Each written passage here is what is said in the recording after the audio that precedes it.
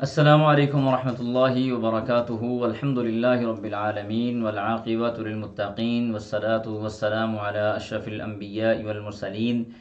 نبینا محمد وعلی آلہ وصحبہ ومن تبعہم بإحسان الی یوم الدین اما بعد اللہم انفعنا بما علمتنا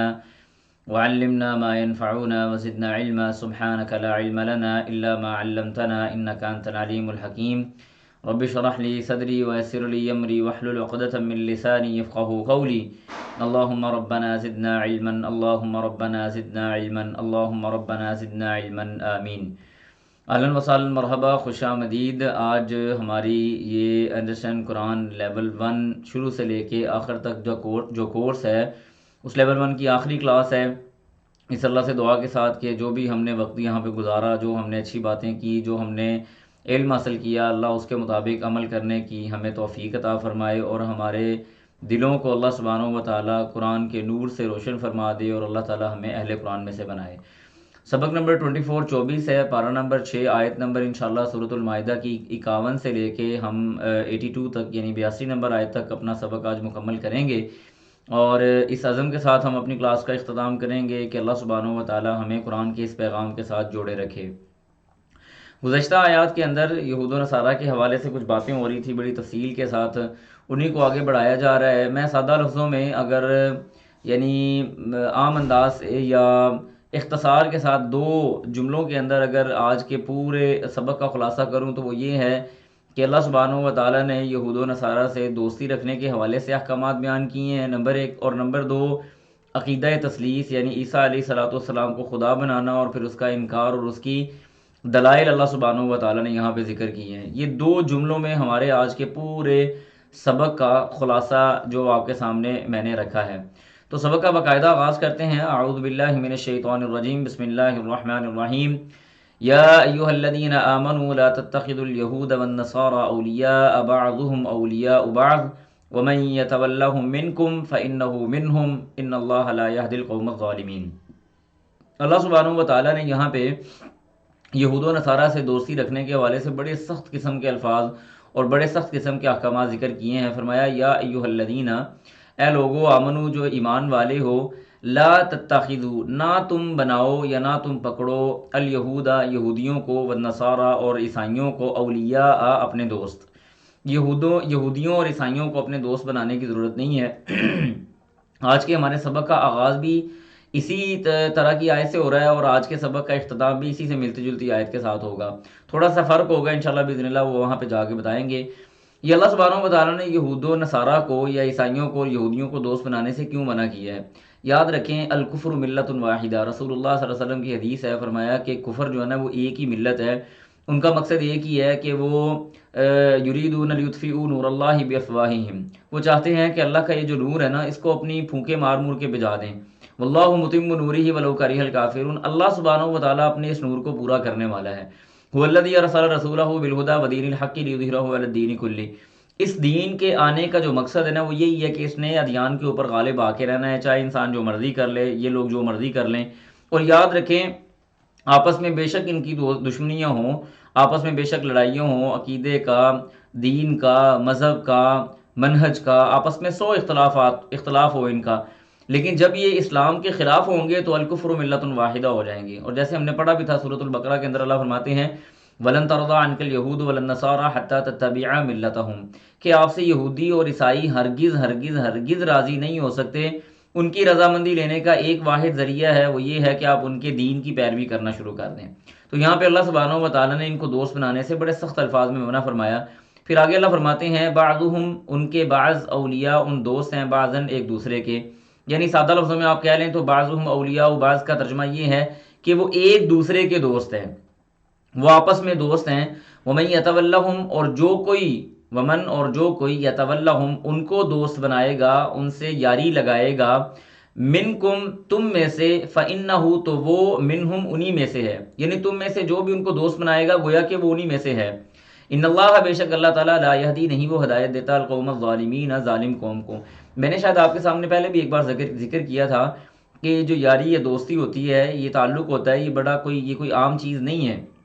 یہ بڑا سنگین قسم کا معاملہ ہے۔ بڑے سارے ایسے قیامت کے دن لوگ آئیں گے جو اپنے دوستوں کی وجہ سے جہنم میں چلے جائیں گے، اور بڑے سارے ایسے لوگ آئیں گے جو اپنے دوستوں کی وجہ سے اللہ سبحانہ و تعالیٰ ان کو یقیناً انشاءاللہ باذن اللہ جنت میں بھیج دے گا۔ جیسے قرآن میں آتا ہے نا، اللہ نے فرمایا الاخلاء یومئذ بعضهم لبعض عدو الا المتقین، کہ قیامت کے دن جتنے بھی یاری دوستی ہوگی نا وہ ایک دوسرے کے دشمن بن چکے ہوں گے، الا المتقین، ہاں اہل تقوی، اہل ایمان، اہل قرآن وہ لوگ ہیں جو قیامت کے دن بھی ایک دوسرے کے کام آ جائیں گے۔ تو اس لیے یاری اور دوستی لگاتے ہوئے، اور ایسے جیسے حدیث آتی ہے، نبی صلی اللہ علیہ وسلم نے فرمایا کہ انما المرء علی دین خلیلہ، کہ انسان کل قیامت کے دن اپنے دوست کے دین پہ اٹھایا جائے گا۔ اگر تو اس کا دوست اچھا تھا تو وہ یقیناً اچھے لوگوں میں سے ہوگا، اور اگر دوست اس کا اچھا نہیں تھا تو یقیناً وہ برے لوگوں میں سے شمار اس کا ہو جائے گا۔ جیسے قرآن میں آتا بھی ہے، سورۃ فرقان کے اندر اللہ فرماتے ہیں یا ویلتی لیتنی لم اتخذ فلانا خلیلا، کہ قیامت کے دن بعد ایسے لوگ آئیں گے وہ اپنی انگلیوں کو چبا رہے ہوں گے اور کہہ رہے ہوں گے افسوس افسوس افسوس کہ میں فلاں آدمی کو اپنا دوست نہ بناتا۔ اسی طرح سے نبی صلی اللہ علیہ وسلم کی حدیث آپ نے فرمایا کہ قیامت کے دن اللہ سبحانہ و تعالیٰ ان دو لوگوں کو اپنے عرش کا سایہ نصیب کریں گے جو ایک دوسرے سے محبت صرف اور صرف اللہ سبحانہ و تعالیٰ کی رضا اور اس کی خوشنودی کے لیے رکھتے تھے، اس کے علاوہ ان کا دوستی رکھنے کا کوئی مقصد نہیں تھا۔ اس وجہ سے دیکھیں یہ اتنے سنگین احکامات ہیں، اتنے بڑے احکامات ہیں، اسی وجہ سے اللہ سبحانہ و تعالیٰ نے مومنوں کو منع کر دیا ہے کہ کوئی ضرورت نہیں ہے ان لوگوں سے دوستی رکھنے کی، اور اگر تم ان سے دوستی رکھو گے اس کا مطلب ہے کہ تم بھی انہی میں سے ہو، لہذا ان سے دوستی سے بچ جاؤ۔ اس کے بعد اللہ فرماتے ہیں فطر الذین، فطر پس آپ دیکھیں گے، الذین ان لوگوں کو، فی قلوبہم جن کے دلوں میں مرض ہے، یعنی منافقین کے بارے میں بات ہو رہی ہے۔ وہ منافقین کرتے کیا ہیں؟ یسارعون، وہ چلتے ہیں، تیزی کے ساتھ چلتے ہیں یا تیزی کے ساتھ دوڑتے ہیں، یعنی ان کی طرف تیزی کرتے ہیں، فیہم ان میں، یعنی یہود و نصارہ کے اندر گھومتے پھرتے ہیں، ان کے ساتھ یاریاں بڑھاتے ہیں، ان کے ساتھ اپنی تگودو بڑھاتے ہیں۔ یقولون، وہ کہتے ہیں، نخشا، ہم ڈرتے ہیں، ان تصیبنا، کہ ہمیں پہنچے، دائرۃ، کوئی گردش، یعنی کوئی مسئلہ، کوئی پریشانی، کہ مسلمانوں کے اوپر کوئی گردش ایام آ جائے تو ہمیں بھی وہ پہنچ جائے۔ اس بات کو وہ علل اعلان کہتے تھے کہ ہم اس بات سے ڈرتے ہیں، اسی وجہ سے وہ یہود و نصارہ کے ساتھ یاریاں بنا رہے تھے۔ فعسى اللہ، پس قریب اللہ تعالیٰ، پس قریب ہے کہ اللہ تعالیٰ، ان یاتیہ، وہ لے آئے، بالفتح، فتح۔ یاد رکھیں قرآن مجید میں جہاں پہ بھی فتح کا لفظ استعمال ہوا ہے اس سے مراد فتح مکہ ہوتی ہے، ٹھیک ہے جی۔ مفسرین نے اس کا یہ قاعدہ نکالا ہوا ہے کہ جہاں پہ بھی اللہ سبحانہ و تعالیٰ یعنی فتح کا ذکر کرتے ہیں اس فتح سے مراد فتح مکہ ہوتی ہے۔ تو یہاں پہ بھی اللہ تعالیٰ فتح مکہ کی طرف اشارہ کرتے ہیں کہ ان قریب اللہ تعالیٰ، قریب ہے کہ اللہ تعالیٰ فتح مکہ لے آئے، یعنی مکہ فتح ہو جائے اور اسلام کا بول بالا ہو جائے۔ بنیادی طور پہ جو منافقین تھے نا وہ یہ سمجھتے تھے کہ دیکھیں مالدار بھی یہ ہیں، یہودی مالدار ہیں یا عیسائی تو تھوڑے بہت تھے وہ مالدار ہیں، مشرکین مکہ مالدار ہیں، تو ان کا یہ خیال تھا کہ یہ مسلمانوں کی قوت آہستہ آہستہ ختم ہو جائے گی، لہٰذا یاری ان سے ہونی چاہیے جو لوگ مالدار ہیں، جن کے پاس حکومت اور سلطنت رہنے والی ہے۔ لیکن اللہ فرماتے ہیں کہ نہیں، کہ جب یوم الفتح کا دن یعنی فتح مکہ ہو جائے گا، اسلام کا بول بالا ہو جائے گا، تو اللہ سبحانہ و تعالیٰ امرین، یا کوئی اور معاملہ اللہ کی طرف سے ہو جائے، من عندہ، اس کی طرف سے، فیصبحوا، تو وہ ہو جائیں گے، علی، اس بات پر، ما اسروا، جو انہوں نے چھپایا، فی انفسہم، اپنے آپ میں، نادمین، شرمندہ۔ یعنی اللہ سبحانہ و تعالیٰ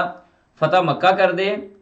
مکہ کو فتح کر کے اسلام کا بول بالا کر دیں، یا اللہ سبحانہ و تعالیٰ اپنی طرف سے کوئی اور معاملہ لے آئے، یعنی جنگوں کے اندر اللہ سبحانہ و تعالیٰ مسلمانوں کو فتح دے دے۔ تو جب یہ ساری صورت پیدا ہو جائے گی تو جو وہ اپنے دل میں بغض چھپا کے بیٹھے ہوئے ہیں نا، وہ اس بغض کے اوپر شرمندہ اور نادم ہو جائیں گے۔ وَيَقُولُ، اور وہ کہتے ہیں، الَّذِينَ، ان لوگوں کو، آمنوا، جو ایمان لائے، یعنی وَيَقُولُ، اور کہیں گے، الَّذِينَ، وہ لوگ، آمنوا، جو ایمان لائے، یعنی ایمان والے ان کو کہیں گے، أَهَٰؤُلَاءِ الَّذِينَ، کیا یہ ہیں وہ لوگ، اقسموا، انہوں نے قسمیں اٹھائیں، باللہ، اللہ سبحانہ و تعالیٰ کی، جہد ایمانہم، قسموں کو پختہ کر کے، یعنی اپنی قسموں کو، جہد کا مطلب ہوتا ہے کسی چیز کے اوپر نا، یعنی جیسے جہاد نکلا ہوا نا، کوشش کر کے، یعنی پختہ کر کے انہوں نے اپنی قسمیں اٹھائی تھیں، انہم، بے شک وہ، لمعکم، وہ تمہارے ساتھ ہیں، یعنی انہوں نے قسمیں اٹھا کے کہا کہ بے شک وہ تو تمہارے ساتھ ہیں۔ اللہ فرماتے ہیں حبطت، غارت ہو گئے، ختم ہو گئے، فنا ہو گئے، اعمالہم، ان کے اعمال، فاصبحوا، پس وہ ہو گئے، خاسرین، خسارہ پانے والوں میں سے۔ تو یہاں پہ منافقین کا سادہ لفظوں میں تذکرہ کیا گیا ہے۔ اس کے بعد اللہ فرماتے ہیں، یہ بھی بڑی زبردست آیت ہے، اور میں یہ سمجھتا ہوں کہ یہ آیت عام مسلمانوں کے ساتھ ساتھ قیامت تک کے لیے قاعدہ ہے، اور اسی طرح سے ان لوگوں کے لیے جو دین کا کام کرتے ہیں، یہ آیت ان لوگوں کے لیے بھی ایک بہت بڑا لا اور قانون ہے، اور ان کے محاسبے کی بہت بڑی دعوت ہے۔ اللہ فرماتے ہیں یا ایھا الذین، اے لوگو، آمنو جو ایمان لائے ہو، من یرتد جو کوئی پھر گیا، منکم تم میں سے، عن دینہ اس کے دین سے، یعنی اپنے دین سے جو بندہ پھر گیا، اپنا دین اختیار کرنے کے بعد اس نے اس کو چھوڑ دیا، فسوف یأتی اللہ پس ان قریب، یأتی اللہ لائے گا اللہ تعالیٰ، بقوم ایسی قوم کو، یحبہم وہ اس سے محبت کریں گے، یعنی وہ لوگ اللہ سے محبت کرنے والے ہوں گے، ویحبونہ اور وہ بھی ان سے محبت کرنے والا ہوگا، یعنی اللہ سبحانہ و تعالیٰ بھی ان سے محبت کرے گا اور وہ اللہ تعالیٰ سے محبت کرنے والے ہوں گے، اذلۃ وہ نرم دل ہوں گے، علی المؤمنین مومنوں پر، اعزۃ اور سخت ہوں گے، علی الکافرین کافروں پر، یجاہدون وہ جہاد کریں گے، فی سبیل اللہ اللہ کے راستے میں، ولا یخافون اور وہ نہیں خوف محسوس کریں گے، لومۃ لائم کسی بھی ملامت کرنے والے کی ملامت کا، انہیں کسی کی ملامت کا کوئی خوف نہیں ہوگا، ذالک یہ فضل اللہ اللہ کا فضل ہے، یؤتیہ وہ دیتا ہے، من یشاء جس کو چاہتا ہے، واللہ اور اللہ سبحانہ و تعالی، واسع وہ واسع ہے، علیم جاننے والا ہے۔ یہ اصل میں بنیادی طور پہ اللہ سبحانہ و تعالیٰ کی طرف سے پیشین گوئی تھی کہ رسول اللہ صلی اللہ علیہ وسلم کے دنیا سے رخصت ہو جانے کے بعد بہت سارے ایسے لوگ ہوں گے جو مرتد ہو جائیں گے، اور بعض ایسے لوگ تھے جو نبی علیہ الصلوۃ والسلام کے دور میں ہی اس کام کی طرف آ گئے تھے، جیسے مسیلمہ کذاب تھا، یہ یمنی بادشاہ تھا، ایک طرح سے یمنی حکمران تھا، بادشاہ مطلب نہیں کہہ سکتے آپ اس کو، یہ نہیں کہہ سکتے یمنی باشندہ تھا، لیکن ایک مالدار آدمی تھا اپنے قبیلے کے اندر۔ نبی علیہ الصلوۃ والسلام کے پاس یہ آیا اور اس نے بڑے واضح لفظوں میں کہا کہ اگر آپ اپنے بعد اپنی یہ بادشاہت یا نبوت مجھے دیتے ہیں تو میں آپ کے ہاتھ پہ بیعت کرتا ہوں، ورنہ میں آپ کے ہاتھ پہ بیعت نہیں کرتا۔ رسول اللہ صلی اللہ علیہ وسلم نے، بڑی مزے کی بات ہے، سننے والی ہے، نبی علیہ الصلوۃ والسلام بھی کمال ہے، نبی صلی اللہ علیہ وسلم بھی نبی علیہ الصلوۃ والسلام تھے، اللہ کے رسول صلی اللہ علیہ وسلم نے نا ہاتھ میں سوٹی پکڑی ہوئی تھی، ایک نا چھڑی پکڑی ہوئی تھی، فرمانے لگے کہ اللہ کے رسول نے فرمایا جب اس نے یہ بات کی نا کہ آپ اپنے بعد اگر مجھے نامینیٹ کر جاتے ہیں تو پھر میں آپ کے اوپر ایمان لاتا ہوں، اللہ کے رسول نے فرمایا اگر ایسی بات ہے تو یہ جو چھڑی میرے ہاتھ میں ہے نا، چھڑی میں یہ بھی تمہیں نہیں دیتا، تم کہہ رہے ہو کہ نبوت میں تمہیں دے جاؤں اور میں اپنے بعد تمہیں نامینیٹ کر جاؤں، یہ چھڑی بھی میں تمہیں نہیں دوں گا اگر تم اس بات پہ آتے ہو۔ تو بنیادی طور پہ یہ ان جھوٹے مدعیین نبوت اور اسی طرح سے مرتد ہونے والے مانعین زکوٰۃ اور دیگر ایسے جو فتنے اللہ کے رسول صلی اللہ علیہ وسلم کی وفات کے فوراً بعد رونما ہوئے تھے، یہ اصل میں ان کی طرف اشارہ ہے کہ اللہ سبحانہ و تعالیٰ کو کوئی فرق نہیں پڑے گا، اگر تم اللہ کے دین سے پھر جاؤ گے تو کیا فرق پڑے گا اس کو، وہ اللہ ایسے لوگوں کو لے آئے گا جو اللہ سے محبت کریں گے، اللہ ان سے محبت کرے گا، رحماء بینہم وہ آپس میں بڑا پیار کرنے والے ہوں گے، لیکن اشداء علی الکفار کافروں کے اوپر وہ بڑے سخت ہوں گے، لہٰذا اللہ سبحانہ و تعالیٰ کو کوئی فرق نہیں پڑتا۔ یہاں پہ میں جو پوائنٹ ریز کرنے کی کوشش کرنا چاہ رہا ہوں، خاص طور پہ ان لوگوں کے لیے جو دین کا کام کرتے ہیں، خیر کا کام کرتے ہیں، ان کو یہ بات سوچنی چاہیے کہ اگر وہ اللہ کے دین کا کام کر رہے ہیں تو یہ ان کے لیے سعادت کی بات ہے، اگر وہ اللہ کے دین کا کام نہیں کریں گے تو اللہ کے دین کو کوئی فرق نہیں پڑے گا، اللہ سبحانہ و تعالیٰ ان کو لے جائے گا، ان کی جگہ پہ نئے بندے لے آئے گا۔ بلکہ صحیح مسلم کی ایک حدیث آتی ہے، رسول اللہ صلی اللہ علیہ وسلم نے فرمایا کہ بعض اوقات اللہ سبحانہ و تعالیٰ اپنے دین کا کام ایک فاسق اور فاجر آدمی سے بھی لے لیتے ہیں، ایک گناہ گار آدمی سے بھی لے لیتے ہیں، جیسے نبی علیہ السلام کا وہ واقعہ آپ کے سامنے موجود ہے کہ عدی بن حاتم جو تھے مسلمان نہیں ہوئے تھے، لیکن اللہ کے رسول صلی اللہ علیہ وسلم کو امان انہوں نے دی تھی، کہا تھا کوئی بندہ اس کو ہاتھ لگا کے دکھائے میں اس کو تہ و تیگ کر کے رکھ دوں گا۔ تو اللہ سبحانہ و تعالیٰ کی یہ کام ہے، وہ جس سے چاہے کبھی بھی اپنا کام لے سکتا ہے، لہٰذا بندے کو یہ نہیں سوچنا چاہیے کہ میں اللہ کے دین کا کام کر رہا ہوں تو اللہ کے دین کا کام ہو رہا ہے، نہیں، میں بڑا خوش قسمت ہوں کہ اللہ سبحانہ و تعالیٰ نے مجھے اس کام کے لیے منتخب کیا ہوا ہے۔ اس کے بعد اللہ فرماتے ہیں انما ولیکم اللہ بے شک تمہارا ولی اللہ تعالیٰ ہے، ورسولہ اور اس کا رسول ہے، والذین اور وہ لوگ ہیں آمنو جو اہل ایمان ہیں، یقیمون وہ قائم کرتے ہیں الصلاۃ نماز، ویؤتون اور وہ ادا کرتے ہیں الزکوٰۃ زکوٰۃ، وہم اور وہ راکعون رکوع کرنے والے ہیں۔ ثابت کیا ہوا کہ اپنا دوست کن لوگوں کو بنانا چاہیے؟ اللہ کو، اللہ کے رسول کو اور اہل ایمان کو، جو لوگ اللہ کی نمازیں بھی قائم کرتے ہیں اور زکوٰۃ بھی ادا کرتے ہیں۔ ومن یتول اللہ اور جس نے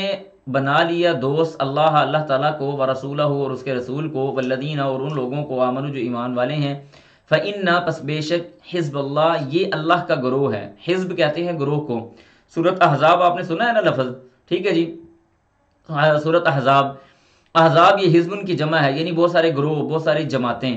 تو اللہ فرماتے ہیں فإن حزب اللہ یہ جو لوگ ہیں نا، یہ اللہ کے گروہ ہیں، یہ اللہ کا گروہ ہیں، ہم الغالبون اور یہی ہیں وہ لوگ جو غالب آنے والے ہیں، ہم الغالبون یہی غالب آئیں گے، وہی غالب آئیں گے۔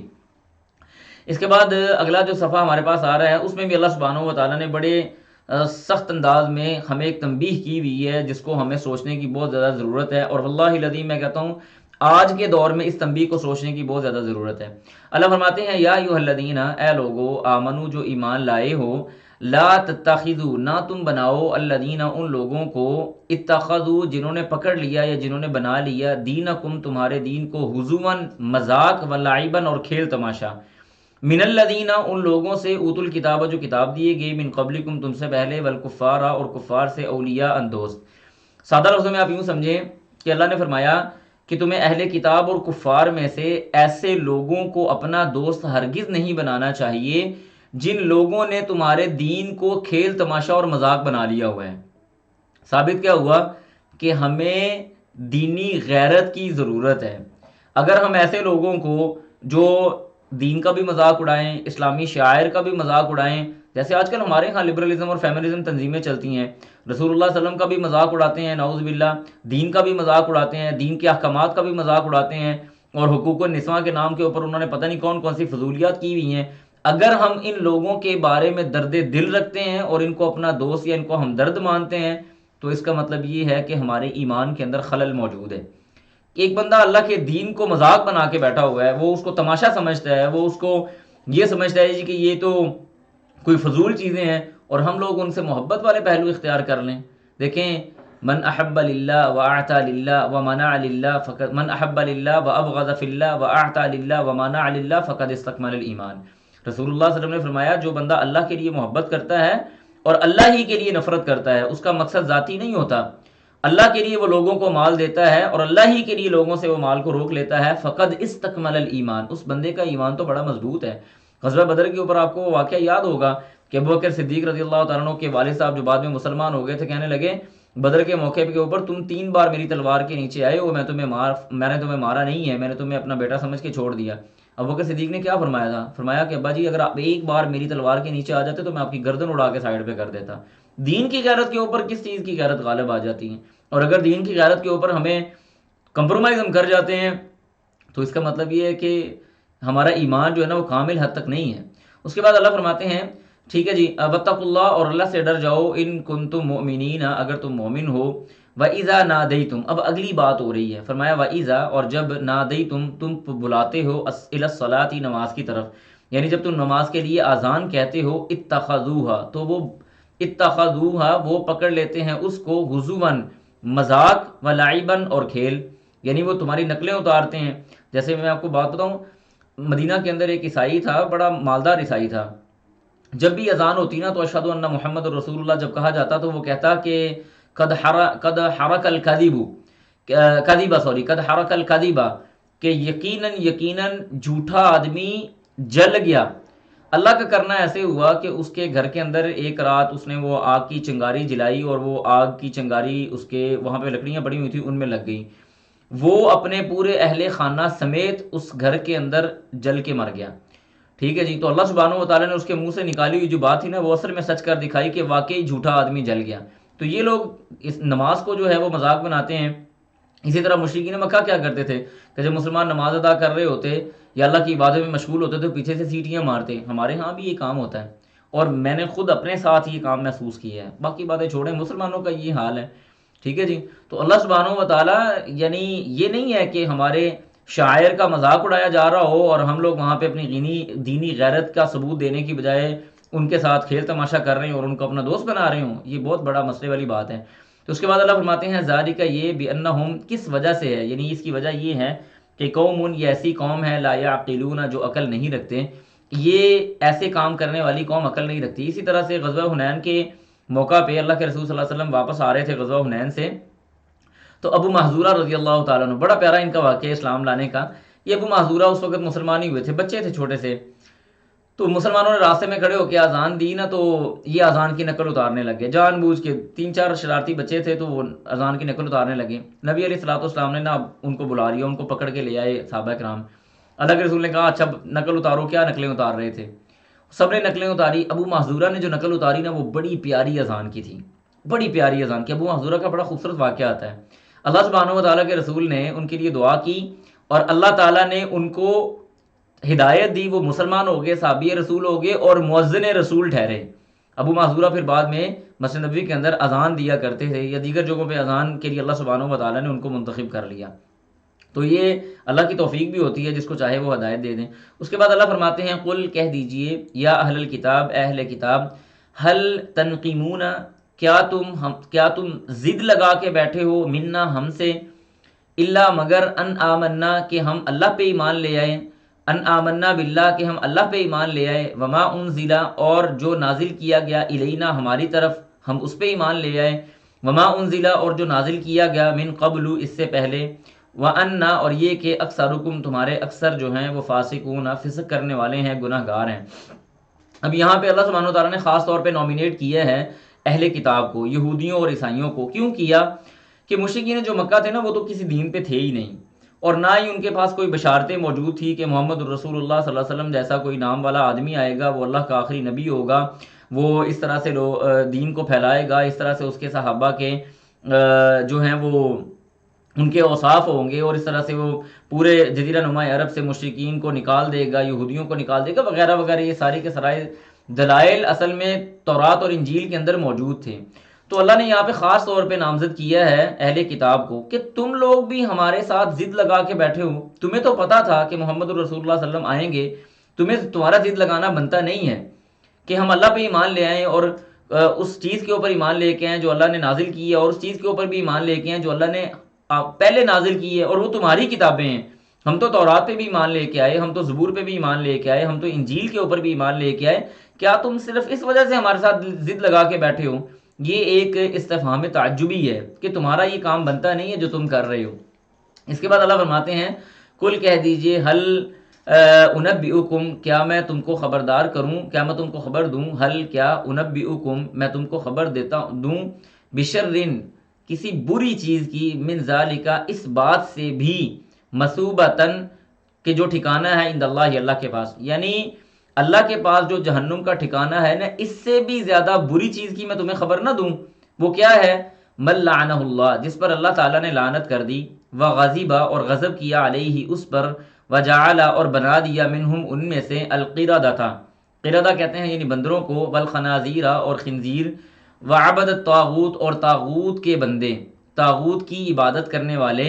اولئک یہی ہیں شر مکانہ جو اپنے مقام اور مرتبے کے اعتبار سے سب سے گندے لوگ ہیں، واضل اور سب سے زیادہ گمراہ ہیں، عن سواء السبیل سیدھے راستے سے. یعنی ثابت کیا ہوا کہ اللہ سبحانہ و تعالیٰ کے ہاں جو ٹھکانہ ہے نا، اس سے بھی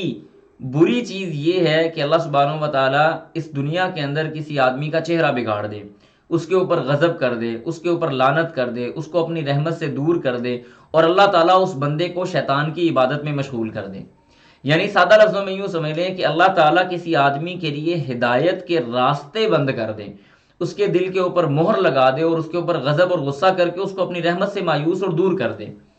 تو یہ بہت بڑی سنگین چیز ہے، اور یہ بہت بڑی شر والی اور بری چیز ہے. تو لہذا اور جب یہ ساری چیزیں ہو جائیں گی تو نتیجہ کیا نکلے گا؟ اضل عن سواء السبیل، وہ بندہ سیدھے راستے سے سب سے زیادہ دور جائے گا. اور یہ چیزیں کب ہوتی ہیں پتہ ہے آپ کو؟ جب انسان اللہ سبحانہ و تعالیٰ کے ذکر سے اپنے آپ کو سائیڈ پہ لگانا شروع کر دے نا، جب وہ یہ بات ذہن میں لانا شروع کر دے کہ مجھے اللہ کے ذکر کی کوئی ضرورت نہیں ہے، میں خود ہی عالی نال ہوں، تو جو دل اللہ کے ذکر سے خالی ہوتا ہے نا، وہ شیطان کا گھر بن جاتا ہے، وہ شیطان کا قلعہ بن جاتا ہے، وہ شیطان کے بیٹھنے کی جگہ بن جاتا ہے.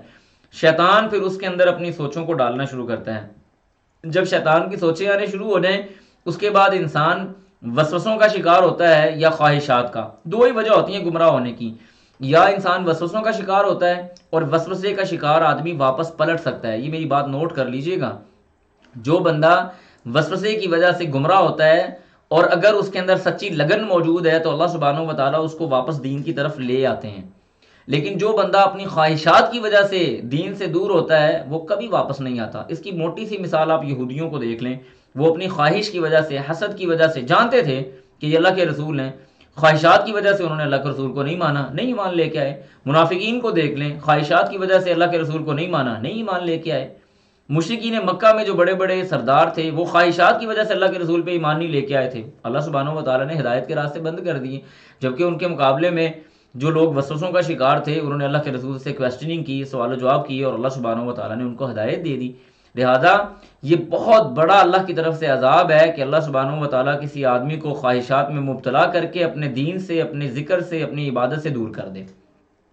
اس کے بعد اللہ فرماتے ہیں وَإِذَا جَاءُوكُمْ، جب وہ آتے ہیں، وَإِذَا اور جب جَاءُوكُمْ وہ آتے ہیں آپ کے پاس، قالوا تو کہتے ہیں آمنا ہم ایمان لے آئے ہیں، وقد اور تحقیق داخلوا وہ داخل ہوئے بالکفری کفر کے ساتھ، یا داخل ہوتے ہیں، وہ داخل ہوتے ہیں بالکفری کفر کے ساتھ، وہم اور وہ قد تحقیق خارجو نکلتے ہیں بھی اسی کے ساتھ۔ یعنی اللہ فرماتے ہیں کہ یہ آپ کو منہ سے آ کے کہہ رہے ہیں کہ ہم ایمان لے کے آئے، جب آپ کے پاس آتے ہیں تو کہتے ہیں ہم ایمان والے ہیں، اللہ کہتے ہیں نہیں، وہ کفر کے ساتھ آپ کے پاس آتے ہیں اور اسی کفر کی حالت میں آپ کے پاس سے اٹھ کے چلے جاتے ہیں۔ واللہ اعلم اور اللہ سبحانہ و تعالیٰ وہ جانتا ہے بما اس چیز کو کانو جو وہ ہیں یکتمون چھپاتے، جو چیزیں وہ چھپا کے بیٹھے ہوئے ہیں اور وہ کہتے ہیں کہ شاید اللہ تعالیٰ کو نہیں پتہ چل رہا، یا آپ محمد رسول اللہ کو نہیں پتہ چل رہا، اللہ سبحانہ و تعالیٰ ان کو بڑا بخوبی جانتا ہے۔ پھر اس کے بعد اللہ فرماتے ہیں وَتَرَا اور آپ دیکھیں گے کثیراً بہت سارے لوگوں کو منہم ان میں سے یسارعون جو بڑی تیزی کے ساتھ چلتے ہیں، بڑی تیزی کے ساتھ وہ کوشش کرتے ہیں فی الاسم گناہ میں، والعدوان اور زیادتی کرنے میں، واکلہم اور وہ کھاتے ہیں السحت حرام مال۔ السحت کا جو لفظ ہے نا عام طور پہ وہ رشوت پہ بولا جاتا ہے، لیکن آپ اس کو سادہ لفظوں میں لے لیں تو حرام مال، ہر وہ مال جو حرام ہے وہ کھاتے ہیں۔ اللہ فرماتے ہیں لبئس البتہ بہت برا ہے ما کانوا جو وہ ہیں یعملون عمل کرتے ہیں، جو وہ عمل کرتے ہیں نا وہ بڑا برا ہے۔ کیا مطلب کہ بعض ایسے لوگ ہیں جو جب نیکی کی بات کی جائے گی تو وہ پیچھے ہو جائیں گے، بڑا پیچھے ہو گئے، نیکی کی بات میں وہ کبھی آگے نہیں آئیں گے، لیکن اگر کوئی برائی ہوگی، کسی جگہ پہ لڑائی ہوگی، آپس میں کوئی فتنہ فساد کرنا ہوگا، کوئی معاملہ ایسا کرنا ہوگا، یعنی نبی صلی اللہ علیہ وسلم کے دور سے لے کے آج تک یہ بات ایسے کی ایسی ہی ہے، تو یہ لوگ بڑی سپیڈ سے آگے آئیں گے۔ واکلہم السحت سبب کیا ہے، یعنی اور وہ مال بھی اللہ سبحانہ و تعالیٰ کی طرف سے پاک مال نہیں کھاتے، بلکہ اپنے مال کو حرام کر کے کھاتے ہیں، رشوت کے طور پہ کہہ لیں، دھوکے کے طور پہ کہہ لیں، جھوٹ کے طور پہ کہہ لیں، یا ظلم و زیادتی کے طور پہ کہہ لیں، وہ اسی طرح سے بھی مال کھاتے ہیں۔ اللہ کہتے ہیں یہ بہت برے اعمال ہے جو وہ کرتے ہیں۔ پھر اس کے بعد اللہ فرما رہے ہیں، اب یہ بھی علماء کی طرف اشارہ ہو رہا ہے، نیک لوگوں کی طرف اشارہ ہو رہا ہے، ان امتوں کے نیک لوگوں کی طرف بھی اور رسول اللہ صلی اللہ علیہ وسلم کی اس امت کے نیک لوگوں کی طرف بھی یہ اشارہ ہے۔ اللہ فرماتے ہیں لولا کیوں نہیں، ینہاہم ان کو منع کیا، الربانیون اللہ والوں نے، والاحبار اور علماء نے، عن قولہم ان کی باتوں سے، الاسم عن قولہم الاسم ان کی گناہ کی باتوں پہ، واکلہم السحت اور ان کے حرام کھانے پہ، لبئس بہت برا ہے ما کانوا جو وہ تھے یصنعون کرتے۔ یہاں پہ ان علماء کی، ان نیک لوگوں کی بات ہو رہی ہے کہ یہ جو نیک لوگ برائی کے اعمال کرنے والوں کو منع نہیں کرتے۔ آپ کو پتہ ہے جیسے میں نے کچھ سال پہلے بھی ذکر کیا تھا کہ جب وہ جو اصحاب السبت تھے، وہ لوگ جن کو اللہ سبحانہ و تعالیٰ نے بندر وغیرہ بنایا تھا، ان میں 3 طرح کے طبقے تھے۔ پہلا طبقہ وہ تھا جو خود تو نہیں شکار کرتا تھا اور دوسروں کو منع بھی کرتا تھا، دوسرا طبقہ وہ تھا جو خود شکار تو نہیں کرتا تھا لیکن دوسروں کو منع بھی نہیں کرتا تھا، اور تیسرا طبقہ وہ تھا جو شکار بھی کرتا تھا اور منع بھی نہیں ہوتا تھا۔ یہ 2 جو طبقے تھے، جو منع نہیں کرتے تھے اور جو عمل کرتے تھے، دونوں کو اللہ سبحانہ و تعالیٰ نے سزا دی۔ یاد رکھیں کہ جب تک کسی بھی سوسائٹی یا معاشرے کے اندر برائی سے ہاتھ کو روکا نہیں جائے گا، برائی کا قلع کما نہیں کیا جائے گا، برائی کرنے والے لوگوں کو پکڑا نہیں جائے گا، وہاں پہ اس سوسائٹی کو خراب ہونے سے کوئی چیز نہیں روک سکتی، وہاں پہ گناہ، ظلم و زیادتی اور یہ ساری چیزیں عام ہو جائیں گی۔ آج آپ دیکھ لیں، ہمارے ہاں دیکھ لیں کہ راہ زنی اور ڈاکہ زنی اور چوری اور اسی طرح سے ظلم و زیادتی وہ کس حد تک پہنچے ہوئے ہیں، عدل و انصاف نہیں ہے، معاملات نہیں ہیں، ان کو منع کرنے والا کوئی نہیں ہے، ان کو روکنے والا کوئی نہیں ہے۔ جو لوگ ایسی پوسٹس پہ موجود ہیں کہ وہ لوگوں کو روک سکیں، ان کا ہاتھ پکڑ سکیں، وہ لوگ خود ان کے ساتھ شامل ہوئے کھڑے ہیں۔ تو اس لیے یہ بڑی یعنی نا سنگین قسم کی بات ہے، لہٰذا جب برائی ہو تو دیکھی جائے اگر برائی تو اس کو روکنے کی کوشش کرنی چاہیے۔ اس کے بعد اگلے پیج کے اندر اللہ سبحانہ و تعالیٰ فرماتے ہیں، یہ یہودیوں کی نا ایک بہت یعنی سمجھ لیں کہ نہایت کوئی فضول قسم کا کلمہ ہے جو اللہ سبحانہ و تعالیٰ نے یہاں پہ ذکر کیا۔ اللہ فرماتے ہیں وقالت اور کہا الیہود یہودیوں نے، ید اللہ اللہ کا جو ہاتھ ہے، مغلولتن وہ کیا ہے، یعنی مغلولتن بندھا ہوا ہے، یعنی اللہ کا ہاتھ بندھا ہوا ہے۔ یہ آیات اور اسی طرح سے پہلی کچھ آیات جب اللہ سبحانہ و تعالیٰ نے یہ بات کہی تھی نا کہ من ذا الذی یقرض اللہ قرضا حسنا، کون ہے جو اللہ سبحانہ و تعالیٰ کو قرض حسنہ دے گا؟ تو یہودیوں نے کہا لو جی دیکھو ان کا اللہ تو فقیر ہو گیا ہے اور ہم غریب ہیں، ہم سے وہ پیسے مانگ رہا ہے۔ اسی طرح سے یہ دیکھیں یہ یہودی جو ہے نا، واللہ یقین کرے میں کہتا ہوں دنیا کی سب سے سنگین اور گندی قسم کی اگر کوئی قوم ہے تو وہ یہ لوگ ہیں۔ ان لوگوں نے نہ انبیاء کو چھوڑا، نہ رسولوں کو چھوڑا، نہ ان کو قتل کرنے سے باز آئے، ایون کہ اللہ سبحانہ و تعالیٰ کو نہیں چھوڑا انہوں نے۔ اب یہ دیکھیں آپ یہ کیا کہہ رہے ہیں، وقالت الیہود، یہودیوں نے کہا ید اللہ، اللہ کا ہاتھ مغلولۃ بندھا ہوا ہے، یعنی اللہ تعالیٰ مال خرچ نہیں کرتا، نعوذ باللہ۔ اللہ آگے فرماتے ہیں غلت ایدیہم، غلت بندھے ہوئے ہیں، ایدیہم ان کے ہاتھ، ولعنوا اور لعنت کی گئی ان پر، بما قالوا جو انہوں نے کہا۔ اللہ سبحانہ و تعالیٰ کی طرف سے جواب آیا کہ ان کے ہاتھ اصل میں بندھے ہوئے ہیں، یہ سب سے بخیل لوگ یہ ہیں۔ اور واقعتاً اگر آپ ہسٹری کا تھوڑا سا مطالعہ کریں تو آپ کو نظر آئے گا کہ یہودی دنیا کی ایسی بخیل قوم ہے جو صرف اپنے فائدے کے لیے مال خرچ کرتے ہیں، جب تک ان کو کسی جگہ پہ فائدہ نظر نہ آ رہا ہو وہ کبھی اپنا مال خرچ نہیں کرتے۔ پھر آگے اللہ فرماتے ہیں بل یداہ، بلکہ اللہ سبحانہ و تعالیٰ کے ہاتھ مبسوطتان، وہ تو کھلے ہوئے ہیں، بست سے ہے نا یعنی کھلے ہوئے، اللہ کے ہاتھ کھلے ہوئے ہیں۔ نبی علیہ السلام نے فرمایا، ایک حدیث آتی ہے کہ اللہ سبحانہ و تعالیٰ کے دونوں ہاتھ کھلے، اللہ کے دونوں ہاتھ کھلے ہوئے ہیں، اور وہ اللہ تعالیٰ اپنے مال، اپنی طرف سے وہ جو مال ہے، اپنے خزانے ہیں، وہ لوگوں کو دے رہا ہے۔ آدم علیہ السلام اور اس سے پہلے سے لے کے آج تک اور آج سے لے کے آگے قیامت تک اور قیامت کے بعد کے جو احوال ہیں اگر آپ ان کو دیکھیں تو اللہ سبحانہ و تعالیٰ فراوانی سے لوگوں کو چیزیں دے رہا ہے، اور اس کے خزانے میں اتنی بھی کمی نہیں آتی کہ ایک انگلی سمندر میں ڈبو کے اس کو باہر نکالا جائے تو اس کے ساتھ کتنا پانی لگا ہوگا، اتنی بھی اللہ کے خزانوں میں کمی نہیں آتی۔ ینفقو، وہ خرچ کرتا ہے، کیف یشاء، جیسے وہ چاہتا ہے۔ ذالک فضل اللہ یؤتیہ من یشاء، اللہ یرزق من یشاء بغیر حساب، اللہ تعالیٰ جس کو دیتا ہے وہ جہاں سے یعنی بندے کو گمان بھی نہیں ہوتا اور بے حساب دیتا ہے، جیسے چاہتا ہے دیتا ہے، جس سے چاہتا ہے اپنے ہاتھ کو روک لیتا ہے، جس سے چاہتا ہے اس سے اپنا مال نہیں دیتا۔ ینفقو، وہ خرچ کرتا ہے، کیف یشاء، جیسے وہ چاہتا ہے، ولا یزیدن۔ اب یہ بڑی مزے کی آیت آ رہی ہے، بڑی مزے کی بات آ رہی ہے۔ اللہ فرماتے ہیں، یعنی میں آپ کو بتاؤں نا کہ بعض اوقات انسان کی جو اصلاح کی چیزیں ہوتی ہیں نا، اس کے ظلم اور زیادتی کی وجہ سے وہ اس کی اصلاح کی بجائے اس کو خسارہ کی طرف لے جاتی ہیں، اور اسی کی طرف اللہ اشارہ کر رہے ہیں۔ فرمایا ولا یزیدن، اور وہ بڑھا دے، البتہ وہ ضرور بضرور بڑھاتا ہے، کثیرن، بہت زیادہ، منہم، ان میں سے، ما انزلا، جو نازل کیا گیا، الیک، آپ کی طرف، من ربک، آپ کے رب کی طرف سے، طغیانن، سرکشی کرتے ہوئے، سرکشی میں، وکفرن، اور کفر میں۔ یعنی آپ کی طرف جو قرآن آیا ہے حقیقت میں یہ کیا ہے، یہ وَنُنَزِّلُ مِنَ الْقُرْآنِ مَا هُوَ شِفَاءٌ وَرَحْمَةٌ لِّلْمُؤْمِنِينَ، یہ شفا بھی ہے اور رحمت بھی ہے مومنین کے لیے، ہدی للناس ہے، ہدی للمتقین ہے، اور یہ سارے اوصاف قرآن مجید کے اندر موجود ہیں۔ لیکن اللہ فرماتے ہیں کہ جو کتاب ہم نے آپ کی طرف نازل کی ہے، یہ کتاب ان لوگوں کے گناہوں کی وجہ سے ان کو مزید گمراہی میں دھکیل رہی ہے، مزید ان کو کفر میں لے جا رہی ہے۔ اس کی مثال یوں سمجھیں کہ جیسے اللہ تعالیٰ کوئی قرآن کی آیت نازل کر دے کہ یا ایھا الذین آمنوا لا تتخذوا اليہود والنصارى اولیاء، کہ تم نے یہود و نصارہ کو اپنا دوست نہیں بنانا۔ اب یہ والی جب آیت وہ سنیں گے تو کیا آپ سمجھتے ہیں کہ وہ مسلمانوں کو مبارکباد دیں گے؟ ان کی سرکشی اور ان کے اندر جو بغض اور عناد ہوگا وہ اور بڑھکے گا، اور ان کو آگے ابھارے گا کہ ہم نے مسلمانوں کے اور خلاف جانا ہے۔ تو اللہ فرماتے ہیں یہ جو آپ کی طرف ہم نے کتاب نازل کی ہے نا، یہ ان لوگوں کو گمراہی اور کفر کی طرف اور لے کے جانے والی ہے۔ پھر اس کے بعد اللہ فرماتے ہیں وَأَلْقَيْنَا، اور ہم نے ڈالا بینہم، ان کے درمیان، یعنی ان کے درمیان، یہودیوں اور عیسائیوں کے درمیان ہم نے ڈال دی ہے، العداوۃ، عداوت، والبغضاء، اور بغض، الی یوم القیامہ، قیامت کے دن تک۔ یعنی یہودی، مثال کے طور پہ ان کیس میں آپ کو ایک سادہ لفظوں میں سمجھاؤں کہ اگر مثال کے طور پہ دنیا میں مسلمان ختم ہو جائیں اور یہودی اور عیسائی رہ جائیں تو آپ یہ نہ سمجھیں کہ دنیا کے اندر امن قائم ہو جائے گا، نہیں، یہ یہودی اور عیسائی آپس میں لڑنا شروع کر دیں گے، گویا کہ ابھی بھی لڑ رہے ہیں، کسی نہ کسی جگہ پہ ابھی بھی ان کی لڑائی موجود ہے۔ تو یہ یہودی اور عیسائی آپس میں لڑنا شروع ہو جائیں گے۔ کیوں؟ اللہ کہتے ہیں کیونکہ ہم نے ان کے درمیان میں عداوت ڈالی ہوئی ہے، قیامت کے دن تک ہم نے عداوت ڈالی ہوئی ہے۔ کلما، جب بھی، اوقدوا، وہ جلاتے ہیں، نارن، آگ کو، للحرب، لڑائی کے لیے، اطفأھا، بجھا دیتا ہے اس آگ کو اللہ تعالیٰ، یعنی وہ کوشش کرتے ہیں کہ لڑائی ہو۔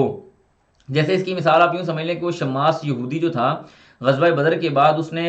قبیلہ اوس اور خزرج کے درمیان میں لڑائی کروانے کی بڑی کوشش کی تھی، یہاں تک کہ اللہ کے رسول انوالو ہوئے، آپ علیہ السلام نے ان کو سمجھایا اور وہ آپس میں ایک دوسرے کو ملنے لگے اور رونے لگے کہ قریب تھا کہ وہ دونوں آپس میں لڑ پڑتے۔ تو وہ کوشش کرتے ہیں کہ آپس میں مسلمانوں کو لڑوا دیں، لیکن اللہ سبحانہ و تعالیٰ ان کی کوشش کو ہر بار بجھا دیتا ہے۔ پھر آگے اللہ فرماتے ہیں وَيَسْعُونَ اور وہ چلتے ہیں فی الارض زمین میں فساداً فساد کرتے ہوئے واللہ اور اللہ سبحانہ و تعالی لا یحب وہ نہیں پسند کرتا المفسدین فساد کرنے والوں کو۔ اس کے بعد اللہ فرماتے ہیں وَلَوْ أَنَّ أَهْلَ الْكِتَابِ وَلَوْ اور اگر اَنَّ کہ اہل الکتاب اہل کتاب آمنو ایمان لے آتے واتقوا اور تقوی اختیار کرتے لکفرنا تو ہم دور کر دیتے عنہم ان سے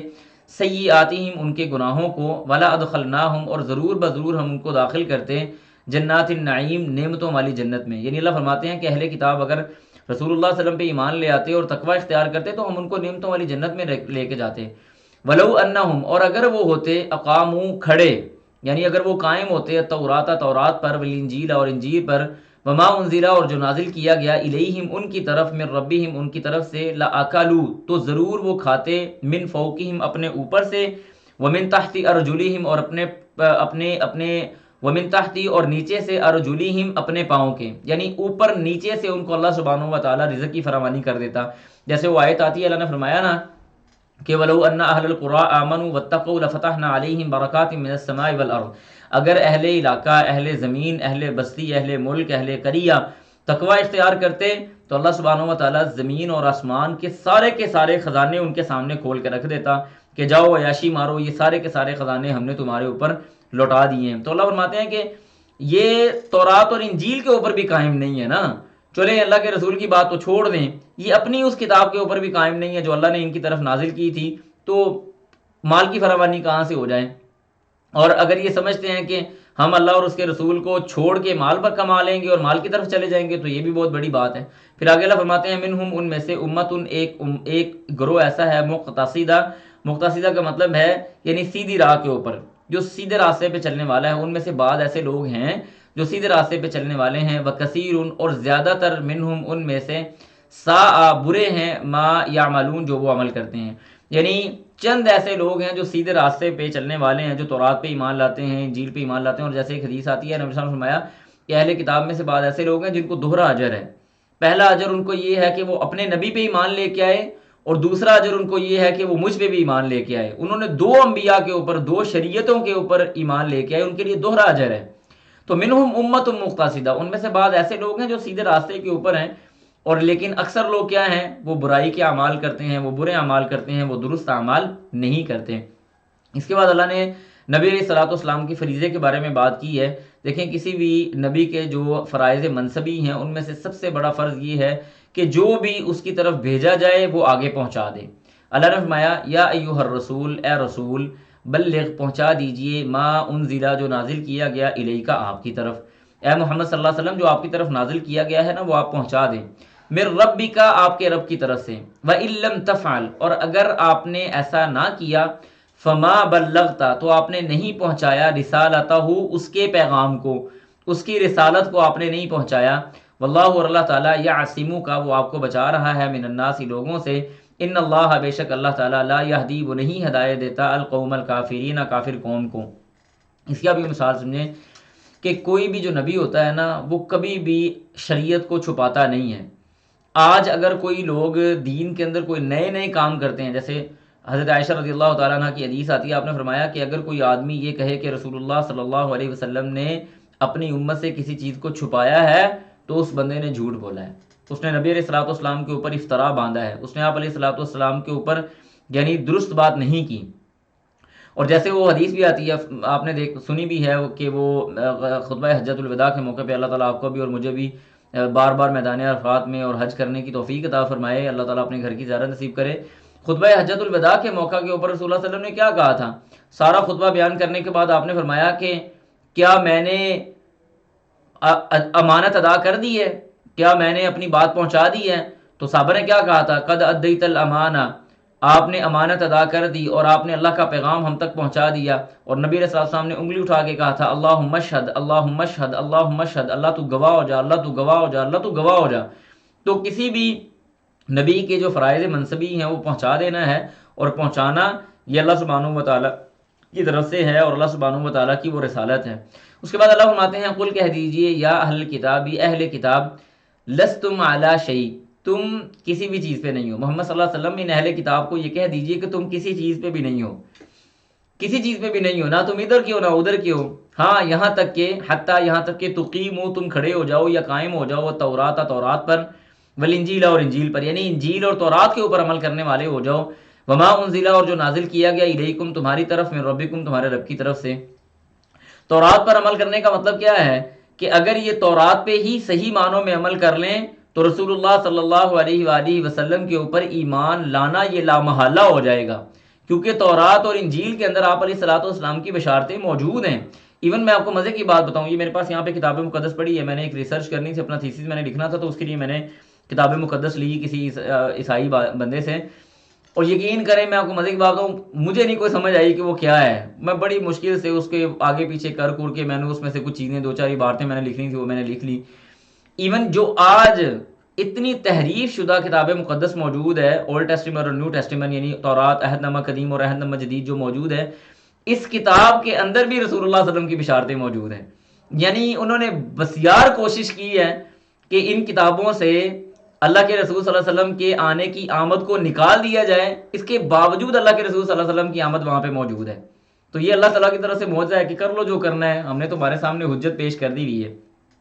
پھر اس کے بعد فرمایا والا یزیدن، اور البتہ ضرور بضرور وہ زیادہ کرتا ہے، کثیرن بہت زیادہ، منہم ان میں سے، ما انزلہ جو نازل کیا گیا، الیکا آپ کی طرف، من ربک آپ کے رب کی طرف سے، طغیانن سرکشی میں، و کفرن اور کفر میں. یعنی وہ جو آپ کی طرف نازل کیا گیا ہے نا، یہ ان لوگوں کو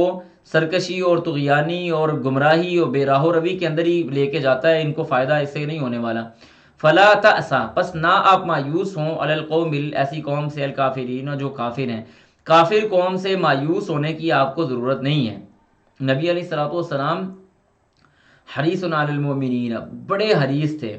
آپ علیہ الصلوۃ والسلام یعنی اتنے زیادہ حریص تھے کہ اللہ سبحانہ و تعالیٰ کو بعض اوقات یہ آیت اتارنی پڑی کہ آپ اپنے آپ کو ان لوگوں کی وجہ سے ہلاکت میں ڈالنے کی کوشش کر رہے ہیں، یا اپنے آپ کو ہلاکت میں ڈالنا، جیسے سورۃ توبہ کے اندر آ رہا ہے، وہ آیت میرے ذہن سے نکل گئی، اس کا مفہوم یہی ہے کہ آپ کو ان کی وجہ سے اپنے آپ کو ہلاکت میں ڈالنے کی ضرورت نہیں ہے. آپ نے یا ایھا الرسول بلغ ما انزل الیک من ربک، اور اسی طرح سے کہ انما علیک البلاغ وعلینا الحساب، آپ کے اوپر پہنچانا ہے، حساب لینا ہماری ذمہ داری ہے. ان کو ایمان لے کے آنا یا دلوانا یہ آپ کی ذمہ داری نہیں ہے. نبی علیہ الصلوۃ والسلام اتنے زیادہ حریص اور اتنے زیادہ کوشش کرنے والے تھے کہ آپ علیہ الصلوۃ والسلام کی کوشش ہوتی تھی کہ کوئی نہ کوئی بندہ مومن ہو جائے اور جہنم کی آگ سے آزاد ہو جائے. وہ یہودی بچے کا واقعہ آپ نے سنا ہوگا کہ وہ بیمار تھا، نبی علیہ الصلوۃ والسلام کی اس کی تیمارداری کے لیے گئے، اور آپ علیہ الصلوۃ والسلام نے اسے کہا، وہ حالت نزاع میں تھا، آپ نے کہا کہ اللہ پہ ایمان لے آؤ. اس نے اپنے باپ کی طرف دیکھا، یہودی نے کہا کہ جو محمد کہتے ہیں وہ مان لو، رسول اللہ صلی اللہ علیہ وسلم. تو اس نے اشہد ان لا الہ الا اللہ کہا، اور اس کی جو روح تھی وہ پرواز کر گئی. آپ علیہ الصلوۃ والسلام نے کیا کہا تھا کہ اللہ کا کروڑ ہا شکر ہے کہ ایک جان کو جہنم میں جانے سے بچا لیا گیا. یہ نبی علیہ الصلوۃ والسلام کی وہ تڑپ تھی، آپ علیہ الصلوۃ والسلام کا ذوق اور شوق تھا. یقین کریں میں یہاں پہ رک کے تھوڑی سی بات کرنا چاہوں گا کہ ہماری تڑپ کیا ہے، ہمارا ذوق اور ہمارا شوق کیا ہے. کبھی ہم نے یہ سوچا ہے کہ میں کہتا ہوں سوسائٹی کو چھوڑ دیں، خلی ولی کروائیں سوسائٹی کو، ان کو چھوڑ دیں کہ سوسائٹی کیا کر رہی ہے کیا نہیں کر رہی، چھوڑ دیں. ہم نے کبھی اپنے بچوں کے بارے میں، اپنی بیوی کے بارے میں، اپنے بہن بھائیوں کے بارے میں، اپنے رشتہ داروں کے بارے میں یا ماں باپ کے بارے میں یہ سوچا ہے کہ یہ جہنم میں جائیں گے اور میں جنت میں چلا جاؤں گا؟ کبھی ہم نے یعنی دل کے اندر کبھی درد ہوا ہے کہ یہ لوگ قیامت کے دن کیا حال ہوگا کہ اگر میں جنت میں چلا گیا اور یہ سارے کے سارے لوگ جہنم میں چلے گئے، میں نے ان کو جہنم سے بچانا نہیں ہے. تو یعنی اپنے بچوں کی تربیت، اپنے گھر والوں کے بارے میں خیر خواہی اس لیول کی ہونی چاہیے کہ جنت میں جائیں گے تو اکٹھے جائیں گے، ہم نے ایک ساتھ اللہ کی جنت میں جانا ہے. وَأَمَّا مَنْ أُوتِيَ كِتَابَهُ بِيَمِينِهِ فَسَوْفَ يُحَاسَبُ حِسَابًا يَسِيرًا وَيَنْقَلِبُ إِلَىٰ أَهْلِهِ مَسْرُورًا. وہ اپنے گھر والوں کی طرف خوشی خوشی واپس جائے گا جس کے ہاتھ میں نامہ اعمال دائیں طرف دیا گیا. ہماری تو یہ تڑپ ہے ہی نہیں. ہم تو کہتے ہیں جی بس مجھے میری پرواہ ہے، میں ٹھیک ہو جاؤں یا میرے معاملہ ٹھیک ہو جائیں، باقی میری طرف سے ساری دنیا جہنم میں چلے جائے، مجھے کیا فرق پڑتا ہے. نہیں، نبی علیہ الصلوۃ والسلام ایسے نہیں تھے. حریص علی المؤمنین، مومنوں پہ بڑے حریص تھے اور بڑی کوشش کرنے والے تھے کہ کسی نہ کسی جان کو جہنم سے آزاد کروا لیا جائے. یہ تڑپ جب ہمارے اندر من حیث القوم داخل ہو گئی، واللہ العظیم یقین کریں دنیا کے اندر اسلام کا غلبہ خود بخود ہو جائے گا. اس کے بعد اگلے صفحے کے اندر چلتے ہیں، اگلے پیج کے اندر اللہ سبحانہ و تعالیٰ نے فرمایا ان الذین، بے شک وہ لوگ، آمنو جو ایمان لائے، وہ لوگ جو ایمان لائے، والذین اور وہ لوگ ہادو جو یہودی ہوئے، والسابئون اور وہ لوگ جو سابی تھے. سابی میں نے آپ کو پہلے بھی بتایا تھا، یہ سابی کوئی ایسا مذہب نہیں ہے جس کو اللہ تعالیٰ نے آسمان سے نازل کیا، بلکہ یہ وہ لوگ تھے جو کہتے تھے کہ اپنی اصلاح کے لیے نبی کی ضرورت نہیں ہے. یہ اللہ کو مانتے تھے اور تھوڑا سا ستارہ پرستی کرنے والے لوگ تھے، لیکن اللہ سبحانہ و تعالیٰ اور عقیدہ توحید کے اوپر بھی جانے والے تھے. تو اللہ فرماتے ہیں کہ ان لوگوں میں سے بھی جو عقیدہ توحید کے اوپر گامزن ہیں، والنصارى اور عیسائی لوگ، من آمن باللہ جو اللہ پر ایمان لے آئے، والیوم الاخر اور آخرت کے دن پر، وعمل اور انہوں نے عمل کیے، صالحا نیک، فلا خوف نہیں ہے خوف علیہم ان پر، ولا ہم اور نہ ہی یحزنون وہ غمگین ہوں گے. اس آیت پہ ایک بہت بڑا اشکال پیدا ہوتا ہے. میں وہ اشکال بھی آپ کو بتاتا ہوں اور اس کا جواب بھی آپ کو دیتا ہوں تاکہ آپ لوگ کسی پریشانی میں داخل نہ ہوں. آج کل ہمارے ہاں بعض ایسے لوگ آئے ہیں جو قرآن کی ایسی آیات کو لے کے لوگوں کے درمیان میں یا مسلمانوں کے درمیان میں شکوک و شبہات پیدا کرتے ہیں. وہ کہتے ہیں جی دیکھو قرآن میں تو لکھا ہوا ہے کہ جو لوگ ایمان والے ہیں، جو یہودی ہیں، جو عیسائی ہیں، جو سابئی ہیں، وہ اللہ پہ ایمان لے کے آنے والے ہیں، آخرت پہ ایمان لے کے آنے والے، وہ تو سارے کے سارے جنت میں جائیں گے. اور تم مسلمانوں یہ کہتے ہو کہ جو اللہ کے رسول کو نہیں مانے گا، جو دین اسلام کو نہیں مانے گا، وہ جنت میں نہیں جائے گا. تمہاری بات اور قرآن کی بات میں تو اختلاف ہیں. تو کیا جواب دیں گے؟ کیا جواب دیں گے ہم لوگ؟ دیکھیں یاد رکھیں، یہ قرآن مجید ہمارے پاس مختلف قسم کی چیزیں بیان کرتا ہے. اس قرآن مجید میں رسول اللہ صلی اللہ علیہ وسلم کی بعثت سے پہلے کے لوگوں کی باتیں بھی موجود ہیں، اور کامن سینس، اس کے لیے دلیل کی ضرورت نہیں ہے. کامن سینس یہ بات کا تقاضا کرتی ہے کہ نبی علیہ الصلوۃ والسلام کی بعثت سے پہلے جو لوگ تھے وہ جنت میں جائیں گے یا جہنم میں جائیں گے. تو ہم یقینی طور پہ دو میں سے ایک فیصلہ کریں گے، یا تو وہ جنت میں جائیں گے یا جہنم میں جائیں گے. تو جنت میں جائیں گے کب جائیں گے؟ جب وہ اللہ پہ ایمان لے کے آئیں گے، آخرت پہ ایمان لے کے آئیں گے. جو اللہ نے قاعدہ اور قانون بنایا ہے اس قانون کے مطابق وہ پورے اتریں گے تو وہ جنت میں جائیں گے، اگر اس کے اوپر نہیں پورے اتریں گے تو جہنم میں جائیں گے. یہ بات رسول اللہ صلی اللہ علیہ وسلم کی بعثت سے پہلے کی ہے. اللہ کے رسول صلی اللہ علیہ وسلم سے پہلے جتنے بھی لوگ آئے تھے ان کے جنت میں جہنم میں جانے کا فیصلہ نہیں کرنا کیا؟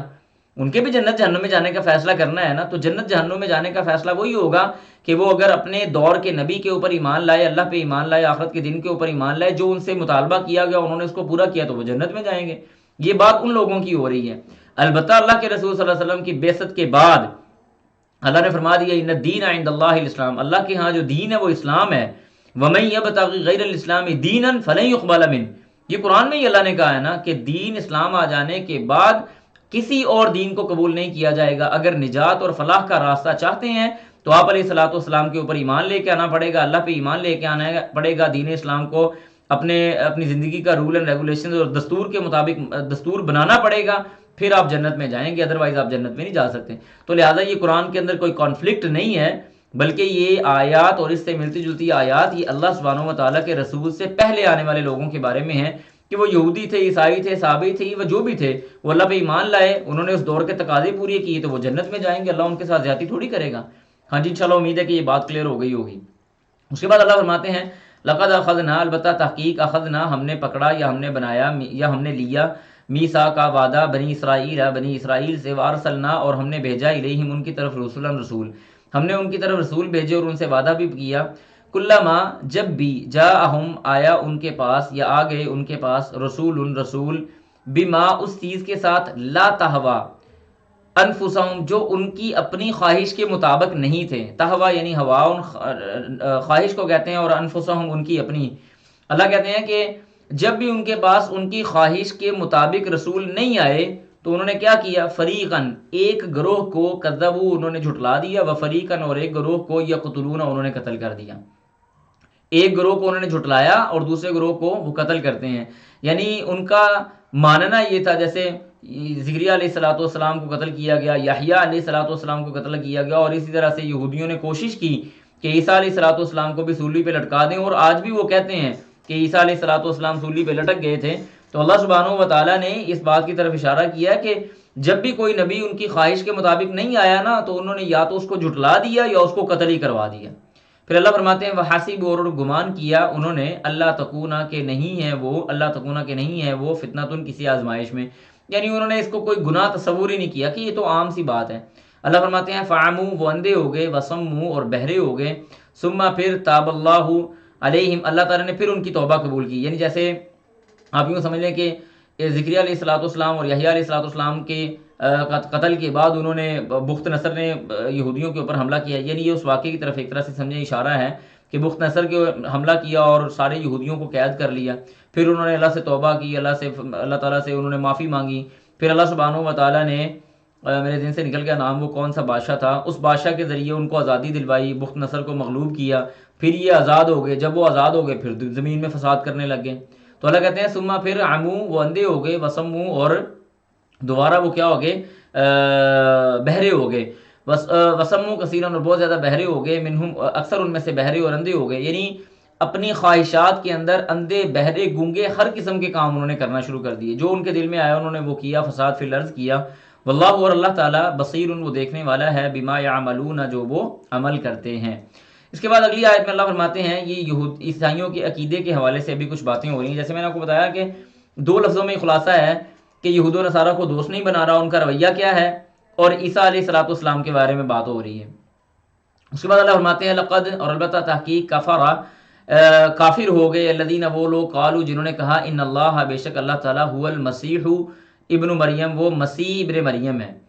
وہ لوگ یقینی طور پہ کافر ہو گئے. اور میں آپ کو مزے کی بات بتاؤں، دنیا کے اندر جتنے بھی ادیان اور مذاہب پائے جاتے ہیں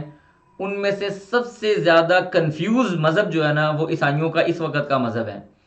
آپ ان سے سوال کرتے ہوئے ڈیبیٹ کرتے ہوئے بہت گہرائی میں نہ جائیں، صرف اتنا سوال کر لیں بھائی اللہ کون ہے، آپ کے تعلیمات کے مطابق اللہ کون ہے، تو کہیں گے عیسیٰ بن مریم ہے، پھر کہیں گے نہیں جبریل ہیں، پھر کہیں گے نہیں عیسیٰ علیہ السلام کی والدہ ہے، پھر کہیں گے وہ تینوں ہیں، پھر کہیں گے تینوں میں سے کوئی ایک ہے. جن بندوں کو اپنے الہ کے بارے میں ہی کنفیوژن کا شکار ہیں وہ دین کیسے صحیح ہو سکتا ہے. ہمیں کوئی بندہ پوچھے اللہ پہ ایمان ہے، ہاں اللہ پہ ایمان ہے، کہاں ہے اللہ؟ اللہ آسمانوں پہ اپنے عرش پہ مستوی ہے، اپنی ذات اور صفات کے اندر واحد اور یکتا ہے، وہ ہمارا اللہ ہے، وہ ہمارا خالق ہے، وہ ہمارا مالک ہے. لیکن یہ بیچارے ایسے مسکین لوگ ہیں، ان کو یہ بھی نہیں پتا کہ ان کا اللہ کون ہے. اب یہ دیکھیں، یہ پہلا ان کا جو فرقہ ہے نا اس کے بارے میں بات بیان ہو رہی ہے. اللہ فرماتے ہیں لقد البتہ تحقیق کافر ہو گئے وہ لوگ قالو جنہوں نے کہا ان اللہ بے شک اللہ تعالیٰ هو المسیح ابن مریم وہ عیسیٰ بن مریم ہے، وہ مسیح بن مریم ہے. وقال المسیح اب مسیح نے کیا کہا،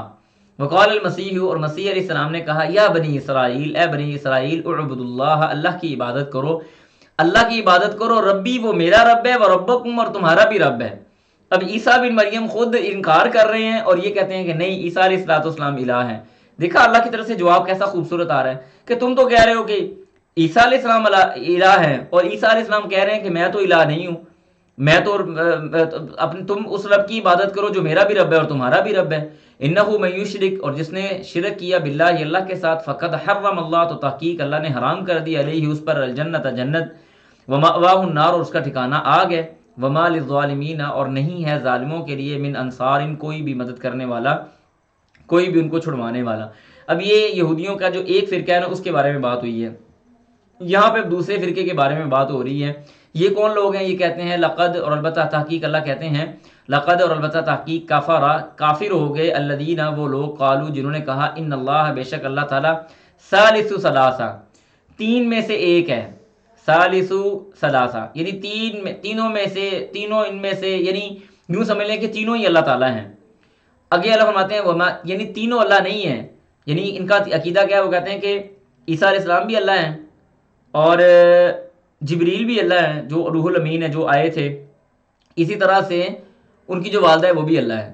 وہ تین چیزیں ایک ٹائم میں خالق کیسے ہو سکتی ہیں؟ ٹھیک ہے جی، جیسے اللہ نے فرمایا نا کہ لو کان فیہما آلہۃ الا اللہ لفسدتا، کہ اگر دنیا کے اندر ایک سے زیادہ الہ ہوتے نا تو پوری دنیا تباہ و برباد ہو جاتی. ایک الہ اٹھ کے کہتا کہ میں نے سورج مشرق سے نکالنا ہے، دوسرا الہ کہتا نہیں جی میں نے مغرب سے نکالنا ہے، تیسرا کہتا نہیں جی میرا ارادہ تو یہ ہے شمال اور جنوب کے درمیان سے سورج نکلے.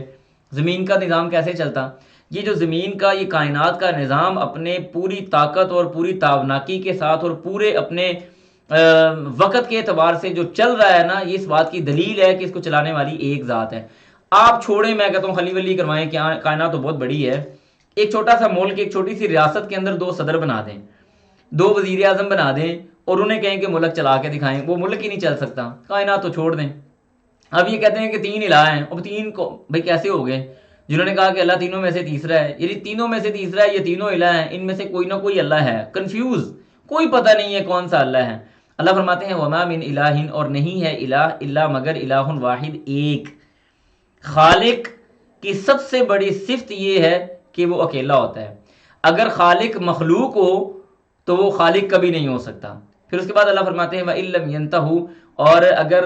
يَنْتَهُوا وہ باز نہ آئے، اما اس چیز سے یقولون جو انہوں نے کہا، لا یمسن الذین تو ضرور بضرور چھو لے گی الذین ان لوگوں کو کفروا جنہوں نے کفر کیا، منہم ان میں سے عذاب علیم دردناک عذاب. یعنی اگر یہ اپنے اس بات سے اپنے اس عقیدے سے باز نہیں آئیں گے تو اللہ تعالیٰ ان کو جہنم میں داخل کر دے گا. پھر اس کے بعد اللہ فرماتے ہیں افلا یتوبون، کیا پس وہ توبہ نہیں کرتے، اللہ اللہ کی طرف. ٹھیک ہے جی، کیا وہ اللہ کی طرف توبہ نہیں کرتے، یا وہ اللہ کی توبہ کیوں نہیں کرتے؟ وَيَسْتَغْفِرُونَ، اور وہ اس سے استغفار کریں. واللہ، اور اللہ تعالیٰ غفور، وہ معاف کرنے والا ہے، رحیم رحم کرنے والا ہے. یعنی ایسے لوگوں کو اللہ کی طرف رجوع کرنا چاہیے، اللہ کی طرف استغفار کرنا چاہیے. اللہ معاف کرنے والا، رحم کرنے والا ہے. پھر فرمایا کہ مل مسیح ابن مریم الا رسول. اب یہاں پہ نا رد آ رہے ہیں، آپ نے یہ رد نا ذہن میں رکھنے ہیں. عقیدے کے حوالے سے بات ہو رہی ہے، اس لیے میں تھوڑی ڈیٹیل میں بات کر رہا ہوں. یہاں پہ رد آ رہے ہیں. پہلا رد، عیسیٰ علیہ السلام الہ نہیں ہے. پہلا رد کیا اللہ فرمایا مل مسیح ابن مریم الا رسول، نہیں ہے مسیح بن مریم الا مگر رسول. جو بھیجا گیا ہو وہ خالق نہیں ہوتا. ٹھیک ہے جی، یہ پہلا رد. قد خلط من قبلہ رسول، اللہ فرماتے ہیں قد تحقیق خلط گزر چکے، من قبلہ ان سے پہلے، رسول. عیسیٰ علیہ السلام سے پہلے بھی رسول گزر چکے ہیں. تو پہلا رد کیا ہوا کہ جو بھیجا جائے، جو رسول بنا کے بھیجا جائے، وہ الہ، وہ خالق نہیں ہو سکتا. وہ تو بھیجا گیا ہے، اس کو بھیجنے والا پیچھے کوئی نہ کوئی ہے، جو پیچھے ہے وہ خالق ہے. لہٰذا وہ بھیجا گیا جو بندہ ہے وہ خالق نہیں ہو سکتا، وہ الہ نہیں ہو سکتا. پھر دوسرا رد اللہ فرماتے ہیں وَأُمُّهُ صِدِّیقَةٌ، اور اس کی ماں سچی ہے. اب جو پیدا ہو اپنی ماں کے ذریعے سے وہ کبھی خالق ہو سکتا ہے؟ قُلْ هُوَ اللَّهُ أَحَدٌ اللَّهُ الصَّمَدُ لَمْ يَلِدْ وَلَمْ يُولَدْ وَلَمْ يَكُنْ لَهُ كُفُوًا أَحَدٌ. نہ تو اس کو کسی نے پیدا کیا، نہ وہ پیدا ہوا ہے، نہ اس کی کوئی اولاد ہے، نہ اس کے کوئی والدین ہے. وہ اللہ سبحانہ و تعالیٰ من البدایہ الی النہایہ، ازل سے لے کے ابد تک وہ قائم بالذات ہے، اپنی ذات میں. دوسرا رد آ گیا کہ باقاعدہ عیسیٰ علیہ السلام کی والدہ حاملہ ہوئیں، آپ علیہ السلام کو انہوں نے باقاعدہ دردے لے کے پیدا کیا. یہ چیزیں کسی الہ کے ساتھ نہیں ہو سکتی. بات سمجھ آ رہی ہے؟ تیسرا رد سنیں، فرمایا کانا یاکلان الطعام، کانا وہ دونوں یاکلانی کھانے والے ہیں، الطعام کھانے کو. یاد رکھیں جو اللہ تعالیٰ ہے نا، جو خالق ہے، جو بادشاہ ہے، اس کو کھانے کی کوئی حاجت نہیں ہے. اس کو کھانے کی حاجت کس کو ہوتی ہے؟ جس کو تھکاوٹ ہوتی ہے، جس کو بھوک لگتی ہے، جس کو پیاس لگتی ہے. جس کو بھوک پیاس سے جو مبرہ اور منزہ ہے، جو ہر نقص سے پاک ہے، جس کو کھانے کی کوئی ضرورت ہی نہیں ہے، وہ خالق ہے. اور جو کھاتا ہے، جس کو بھوک لگتی ہے، جس کو پیاس لگتی ہے، وہ خالق نہیں ہو سکتا. اللہ نے کیا فرمایا وَهُزِّي إِلَيْكِ بِجِذْعِ النَّخْلَةِ تُسَاقِطْ عَلَيْكِ رُطَبًا جَنِيًّا فَكُلِي وَاشْرَبِي وَقَرِّي عَيْنًا، کہ تو اس کھجوروں کے درخت کو، تنے کو ہلاؤ، تازہ بتازہ کھجوریں گریں گی، ان کو اٹھاؤ، کھاؤ اور اپنی آنکھوں کو ٹھنڈا رکھو، اپنے آپ کو سیٹ رکھو، کوئی مسئلے والی بات نہیں. تیسرا رد آ گیا کہ خالق اور الہ کھاتا نہیں ہے. پھر اس کے بعد اللہ فرماتے ہیں انظر کیفا، چوتھا رد اگلی آیت میں آ رہا ہے. اللہ فرماتے ہیں انظر دیکھیے، کیفا کیسے، نبین ہم بیان کرتے ہیں، لہم ان کے لیے، الآیہ نشانیاں، ثم انظر پھر دیکھیے، انا کیوں کر یؤفکون وہ یعنی ثم انظر انا یؤفکون وہ الٹے پاؤں واپس جا رہے ہیں، یعنی اوندھے ہوئے جا رہے ہیں کہ کیوں وہ اللہ تعالیٰ نے ایسی واضح دلائل ان کے سامنے رکھے ہیں، ایسی واضح نشانیاں ان کے سامنے رکھی ہیں، اس کے باوجود یہ کیوں واپس پلٹتے جا رہے ہیں. اب اس کے بعد چوتھا رد آ گیا اس صفحے کے اندر. اللہ فرماتے ہیں کہ، اور میرے خیال سے یہ ہمارا شاید آخری صفحہ ہوگا انشاءاللہ باذن اللہ. اللہ فرماتے ہیں کل کہہ دیجئے، اللہ فرماتے ہیں کل کہہ دیجئے اتعبدون، کیا تم عبادت کرتے ہو، من دون اللہ، اللہ کے علاوہ، ما لا یملک، جو نہیں ہے مالک، لکم تمہارے لیے، ضرًا کسی نقصان کا، ولا نفعا اور نہ ہی کسی نفع کا، واللہ اور اللہ تعالیٰ هو السمیع، وہ سننے والا ہے، العلیم جاننے والا ہے. یہ چوتھا رد اللہ سبحانہ و تعالیٰ نے پیش کیا کہ عیسیٰ بن مریم اور ان کی والدہ تو اپنے ذات کے لیے، تمہارے لیے کسی طرح کا وہ نفع نقصان کے مالک نہیں ہے. کیا عیسیٰ علیہ السلام کی والدہ کے اوپر، مریم بنت عمران کے اوپر جو ہے وہ، کیا ان کے اوپر تہمت نہیں لگائی گئی؟ ان کو زانیہ یا فاحشہ، نعوذ باللہ ثم نعوذ باللہ نہیں کہا گیا؟ کیا عیسیٰ علیہ السلام کو تکلیفیں نہیں دی گئیں؟ کیا یہودیوں نے پکڑ کے اپنے گمان کے مطابق عیسیٰ علیہ السلام کو سولی پہ نہیں چڑھا دیا؟ کیا عیسیٰ علیہ السلام نے اللہ سے مدد نہیں مانگی؟ من انصاری اللہ، نحن انصار اللہ، قال الحواریون نحن انصار اللہ، کیا انہوں نے اللہ سے مدد نہیں مانگی؟ کیا انہوں نے لوگوں کو اپنی مدد کے لیے نہیں بلایا؟ تو جو ذات اپنے لیے نفع نقصان کے لیے تمہارے لیے نفع نقصان کی کوئی ملکیت نہ رکھتی ہو، وہ الہ کیسے ہو سکتا ہے؟ 4 رد اللہ سبحانہ و تعالیٰ نے بڑے زبردست قسم کے یہاں پہ بیان فرمائے۔ اس کے بعد اللہ فرماتے ہیں واللہ، اور اللہ تعالیٰ هو السمیع، وہ سننے والا ہے، العلیم، جاننے والا ہے۔ قل کہہ دیجئے یا اہل الکتاب، اے اہل کتاب، لا تغلو، نہ تم مبالغہ آرائی کرو یا زیادتی کرو، فی دینکم، اپنے دین میں، غیر الحق کی، بغیر کسی حق کے، ولا تتبعوا، اور نہ تم پیروی کرو، اہواء خواہشات کی، قوم، ایسی قوم کی، قد ضلوا، جو تحقیق وہ گمراہ ہو گئی ہے، من قبل، اس سے پہلے، وَأَضَلُّوا، اور انہوں نے گمراہ کیا، کثیراً، بہت سارے لوگوں کو، وَضَلُّوا، اور وہ گمراہ ہوئے، عن سواء السبیل، سیدھے راستے سے۔ یعنی اللہ سبحانہ و تعالیٰ کہتے ہیں کہ دین کے اندر غلو نہ کرو۔ یقین کریں میں یہ بات کہا کرتا ہوتا ہوں اپنی مجلس کے اندر کہ اگر دنیا کے اندر یا دین کے اندر کسی بھی چیز میں زیادتی کی جانے کی گنجائش ہوتی تو وہ رسول اللہ صلی اللہ علیہ وسلم کی ذات تھی کہ اس کے اندر ہم زیادتی کرتے۔ لیکن نبی علیہ الصلوۃ والسلام نے اپنی ذات کے بارے میں بھی یہ کہہ دیا، لا تطرونی کما اطرت النصارى ابن مریم انا عبد اللہ ورسولہ، کہ تم مجھے ویسے نہ بڑھاؤ جیسے عیسائیوں نے عیسیٰ بن مریم کو بڑھا دیا۔ انا عبد اللہ، میرے لیے اعزاز کی بات یہ ہے کہ میں اللہ کا بندہ ہوں، ورسولہ، اور اس کا رسول ہوں۔ اور یہ اعزاز ہے، بیٹا ہونا اتنا بڑا اعزاز نہیں ہے جتنا کہ اللہ کا رسول اور اس کا پیغمبر اور اس کا محبوب اور اس کا پیارا ہونا اعزاز ہے۔ تو اللہ سبحانہ و تعالیٰ کے رسول نے یہ بات بڑے واضح لفظوں میں بیان فرما دی کہ دین کے اندر غلو نہیں۔ یہاں سے ہمیں قاعدہ کیا ملا کہ ہم نے دین کے اندر کسی بھی طرح سے غلو نہیں کرنا، اس کے اندر زیادتی نہیں کرنی۔ جس جگہ پہ اللہ کے رسول نے ما آتاکم الرسول، تمہیں جو دے دیا ہے وہ لے لو، وما نہاکم عنہ فانتہوا، جس سے تمہیں منع کر دیا اس سے باز آ جاؤ۔ نہ ایک قدم آگے جانا ہے، نہ ایک قدم پیچھے ہونا ہے۔ اگر کہہ دیا ہے کہ دن ہے تو دن ہے، اگر کہہ دیا ہے رات ہے تو رات ہے، اور یہی نجات کا واحد اور یکتا راستہ ہے۔ ان الذین قالوا ربنا اللہ ثم استقاموا، بے شک وہ لوگ جنہوں نے اللہ کو اپنا رب مان لیا، ثم استقاموا، پھر اس کے اوپر ڈٹ گئے، یہ وہ لوگ ہیں جو فلاح پانے والے ہیں۔ اس کے بعد اللہ فرماتے ہیں لعین، لعنت کی گئی، الذین، ان لوگوں پر، کفروا، جنہوں نے کفر کیا، من بنی اسرائیل، بنی اسرائیل میں سے، علی لسان داود، داود علیہ السلام کی زبان پر، وعیسیٰ، اور عیسیٰ بن مریم علیہ السلام کی زبان پر، یعنی ان دونوں انبیاء کے ذریعے ان پر لعنت کی گئی۔ ذالک، یہ، بما، اس وجہ سے ہے، عصوا، انہوں نے نافرمانی کی، وکانوا، اور وہ تھے، یعتدون، حد سے تجاوز کرنے والے، زیادتی کرنے والے، کانوا، وہ تھے، لا یتناہون، وہ نہیں منع کرتے تھے، عن منکر، برائی سے، فعلوہ، تو وہ انہوں نے وہی، یعنی فعلوہ، انہوں نے اسی طرح سے کیا، فعلوہ، وہ کرتے تھے، لبئس، البتہ بہت برا ہے، ما کانوا یفعلون، جو وہ کرتے تھے۔ اللہ کہتے ہیں کہ ان کے اوپر لعنت بھی کی گئی، اور پھر اسی طرح سے ان کے اندر جو سب سے بڑی برائی، اس چیز کا نا تیسری یا دوسری بار تذکرہ ہو رہا ہے کہ اگر کوئی سوسائٹی برائی سے لوگوں کو منع نہیں کرے گی، وہاں پہ سزاؤں کا قیام نہیں ہوگا، عدل و انصاف کا ترازو قائم نہیں ہوگا، تو وہ معاشرہ آہستہ آہستہ گناہوں کی دلدل بن جائے گا اور بے امن، خوف والا وہ معاشرہ تشکیل پا جائے گا۔ اس کے بعد اللہ فرماتے ہیں ترا، آپ دیکھیں، کثیرن، اکثر، منہم، ان میں سے، یتولون،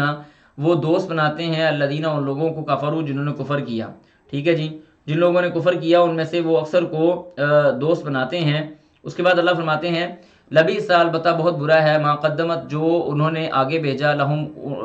اپنے لیے، انفسہم، یعنی اپنے آپ کے لیے، جو انہوں نے اپنے آپ کے لیے آگے بھیجا وہ بہت برا ہے۔ وہ کیا ہے؟ ان سخط اللہ، کہ وہ اللہ کی ناراضگی ہے، علیہم، ان پر، وفی العذاب، اور وہ عذاب میں ہیں، ہم خالدون، ہمیشہ ہمیشہ، یعنی وہ ہمیشہ ہمیشہ عذاب میں رہیں گے۔ انہوں نے بہت زیادہ جو ہے وہ برائی کی چیز اپنے لیے آگے بھیجی ہے۔ ثابت کیا ہوا کہ ہمیں یہود و نصارہ کو اپنے دوست نہیں بنانا چاہیے۔ یہاں پہ منافقین کا خاص طور پہ تذکرہ ہو رہا ہے کہ منافقین نے اصل میں کافروں کو اپنا دوست بنا لیا، اور انہوں نے جو آگے اعمال بھیجے نا وہ ایسے برے اعمال ہیں کہ اللہ کی ناراضگی کو بھی انہوں نے پایا اور ہمیشہ ہمیش کی جہنم کو بھی انہوں نے پایا۔ پھر اس کے بعد اللہ فرماتے ہیں وَلَوْ كَانُوا، اگر وہ ہوتے، یؤمنون، ایمان لانے والے، باللہ، اللہ تعالیٰ پر، والنبی، اور نبی پر، وما انزل، اور جو نازل کیا گیا، الیہ، اس کی طرف، متخذوہم، تو وہ نہ بناتے، اولیاء، دوست، ولیکن، اور لیکن، کثیرن، اکثر، منہم، ان میں سے، فاسقون، فسق کرنے والے ہیں۔ یعنی اگر وہ اللہ اور اس کے رسول کے اوپر ایمان لے کے آتے، اہل ایمان کو اپنا دوست بناتے، تو وہ ان کو اپنا دوست ہرگز ہرگز نہ بناتے۔ انہوں نے اصل میں ان لوگوں کو اپنا دوست بنا لیا اور اللہ اور اس کے رسول کو چھوڑ دیا۔ وجہ کیا ہے کہ اکثر ان کے جو ہیں وہ فسق و فجور کرنے والے ہیں۔ اس کے بعد آگے یہ ہماری میرے خیال سے شاید آخری آیت ہوگی آج کی۔ اس آیت میں جیسے میں نے آپ کو بتایا نا، آغاز بھی ہوا یا ایھا الذین آمنوا لا تتخذوا اليہود والنصارى اولیاء بعضهم اولیاء، کہ یہود و نصارہ کو دوست نہیں بنانا، اسی سے آغاز ہوا تھا اور اسی پہ ہی آج کے سبق کی انتہا ہو رہی ہے، لیکن تھوڑے سے فرق کے ساتھ۔ وہاں پہ اللہ سبحانہ و تعالیٰ نے اجمالی طور پہ کہہ دیا کہ کسی بھی طرح کے یہود و نصارہ کو دوست نہیں بنانا، یہاں پہ اللہ سبحانہ و تعالیٰ نے تھوڑا سا کیٹیگرائز کر دیا۔ کیا اس کو ہم سمجھتے ہیں؟ اللہ فرماتے ہیں لَتَجِدَنَّ البتہ ضرور بضرور آپ پائیں گے، اشد الناس عداوتن سب سے زیادہ سخت لوگوں میں سے، عداوتن دشمنی میں، للذین ان لوگوں کو، آمنو جو ایمان لائے، آمن الیہودا جو ایمان لائے، الیہودا یہودیوں میں سے، والذین اور وہ لوگ اشرکوا جنہوں نے شرک کیا، یعنی وہ لوگ جو اہل ایمان ہیں، وہ لوگ جو یہودی ہیں وہ اور مشرکین یہ سب سے زیادہ ایمان والوں کے ساتھ عداوت اور دشمنی رکھنے والے لوگ ہیں۔ ٹھیک ہے جی، یہودیوں کے بارے میں بات ہو رہی ہے کہ یہودی مسلمان سے اور اسی طرح مشرک مسلمان سے سب سے زیادہ عداوت رکھتا ہے۔ پھر اس کے بعد اللہ فرماتے ہیں وَلَا تَجِدَنَّ اور البتہ یقیناً یا ضرور بضرور، اقربہم آپ پائیں گے، آپ ضرور بضرور پائیں گے، اقربہم زیادہ قریب، مودتاً مودت اور محبت کے یا نرمی کے، للذین ان لوگوں کے لیے، آمنوا جو ایمان والے ہیں، یعنی ایمان والوں سے کچھ نہ کچھ محبت کرنے والے وہ لوگ ہیں، قالوا جنہوں نے کہا انا نصارا کہ ہم عیسائی ہیں، یعنی عیسائی جو لوگ ہیں نا ان میں سے بعض ایسے ہی ہیں جو مسلمانوں سے کچھ نہ کچھ خیر کا پہلو رکھتے ہیں، کچھ نرمی رکھتے ہیں۔ اگر آپ رسول اللہ صلی اللہ علیہ وسلم کی ہسٹری یعنی آپ علیہ الصلوۃ والسلام کا دور بھی اٹھا کے دیکھیں تو آپ کو نظر آئے گا کہ مسلمانوں کے ساتھ جو سب سے زیادہ زیادتی کی ہے وہ مشرکین مکہ نے کی، بلکہ میں کہتا ہوں دنیا کی تاریخ کے اندر، ہسٹری کے اندر اتنی بڑی مذہبی دہشت گردی اور کوئی نہیں ہے جو مذہبی دہشت گردی مشرکین مکہ نے مسلمانوں کے ساتھ کی ہے۔ مشرکین مکہ نے دعوت کی اور اہل کتاب میں سے یہودیوں نے سب سے زیادہ دعوت کی، عیسائیوں نے ذرا کم کی۔ اب اس کا سبب اللہ بیان کر رہے ہیں کہ عیسائیوں کے اندر یہ چیز یہودیوں کے نسبت کیوں کم پائی جاتی ہے۔ فرمایا ذالک یہ بأن اس وجہ سے ہے، منہم ان میں سے، قسیسین وہ لوگ ہیں جو قسیسین ہیں۔ قسیسین کا مطلب ہوتا ہے یعنی عالم ان کے علماء ہیں، ان کے اندر پائے جاتے علماء، وہ جانتے ہیں کہ رسول اللہ صلی اللہ علیہ وسلم اور اہل ایمان کی یہ نشانیاں ہیں، اور اس چیز کی وجہ سے وہ تھوڑی سی ان کے اندر وہ محبت اور رحمت اور شفقت کا پہلو رکھتے ہیں۔ اور اس کی آپ یہ مثال بھی دے سکتے ہیں کہ نجاشی جو حبشہ کا بادشاہ تھا وہ عیسائی تھا، اور اس نے کیا کیا تھا، نبی علیہ الصلوۃ والسلام کے جو صحابہ تھے ان کو جگہ دی تھی۔ فرمایا کہ منہم ان میں سے قسیسین علماء ہیں، عالم لوگ ہیں، ورہبان اور درویش قسم کے لوگ جو دیندار قسم کے لوگ ہیں اور صوفی قسم کے لوگ ہیں وہ پائے جاتے ہیں۔ وَأَنَّهُمْ اور اس وجہ سے کہ وَأَنَّهُمْ اور یہ کہ ہم وہ لا يستكبرون تکبر نہیں کرتے۔ عیسائیوں میں بھی تکبر کرنے والے ہیں، لیکن یہ جو قسیسین ہیں یعنی علماء اور ان کے رہبان جو صوفی ہیں، ڈاؤن ٹو ارتھ بندے ہیں، نیک لوگ ہیں، زہد اور تقوی والے لوگ ہیں، یہ وہ لوگ ہیں جو تکبر نہیں کرتے اور یہ اپنے آپ کو لوگوں یعنی مسلمانوں کے ساتھ تھوڑی سی محبت اور شفقت کا پہلو رکھتے ہیں، یہ تکبر نہیں کرتے، اور اسی وجہ سے یہ اس طرح کے کام کرتے ہیں۔ تو اس آیت میں بنیادی طور پہ اللہ سبحانہ و تعالیٰ نے کیٹاگرائز کر دیا کہ یہودی اور مشرکین مسلمانوں سے بہت زیادہ عداوت رکھنے والے ہیں، اور عیسائیوں میں وہ لوگ جو علماء ہیں یا رہبان ہیں، جو نیک لوگ ہیں، وہ مسلمانوں کے ساتھ سخت عداوت نہیں رکھتے، بلکہ کسی نہ کسی حد تک کسی نہ کسی جگہ پہ نرمی اور شفقت کا پہلو وہ اختیار کر لیتے ہیں۔ تو آج کا یہ ہمارا جو سبق ہے وہ اللہ کی مدد توفیق کے ساتھ مکمل ہوا۔ اللہ سبحانہ و تعالی ہمیں اور آپ سب کو اس دین کے مطابق، اس قرآن کے مطابق عمل کرنے کی توفیق دے۔ میں جب یہ لیول 1 سٹارٹ ہوا تھا، میں آپ کو اپنا بتا دیتا ہوں یہ والی بات کہ لیول 1 کس طرح سے سٹارٹ ہوا تھا، تاکہ ہمیں کچھ اندازہ ہو جائے کہ جب یہ